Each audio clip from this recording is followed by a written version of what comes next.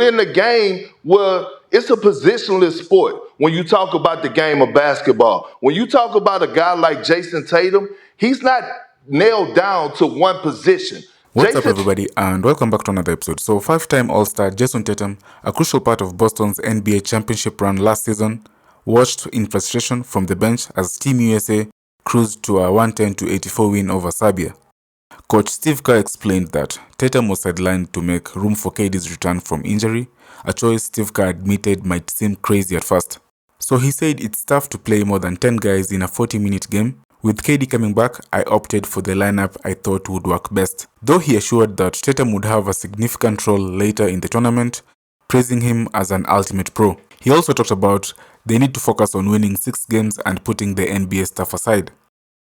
In the game where it's a positionless sport when you talk about the game of basketball. When you talk about a guy like Jayson Tatum, he's not nailed down to one position. Jayson Tatum is a versatile player, meaning if you want him to play the point, he could play the point. If you want him to play the 2, he could play the 2. If you want him to play the wing, the 3, the 4, the 5, whatever you want him to play, he's 6'9" with a versatile package on both ends of the floor. Jayson Tatum, the last time the Team USA won the gold, Kevin Durant was the best player. You know who was the second best player? It was Jayson Tatum.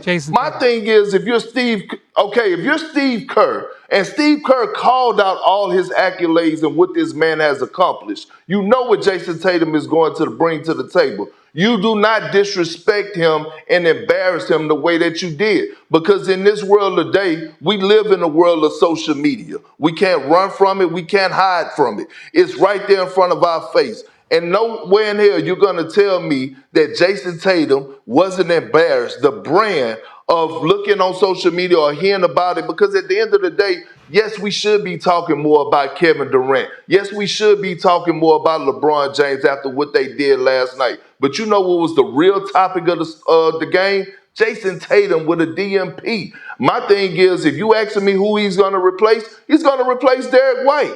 In a game that's it's a positionless game when you talk about the game of basketball. You guys play your best game of the whole summer to this point, but you didn't get to use Jayson Tatum, who's obviously one of the best players in the league. Obviously, that's one of the hard things to do in your role.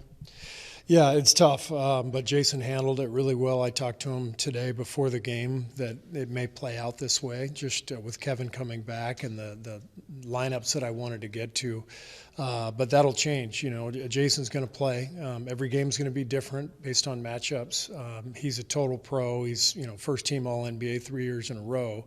I felt like an idiot not playing him. But in a 40-minute game, you can't play more than 10. You really can't. And so I think he's an amazing guy, great player, and handled it beautifully. And he'll be back out there next game.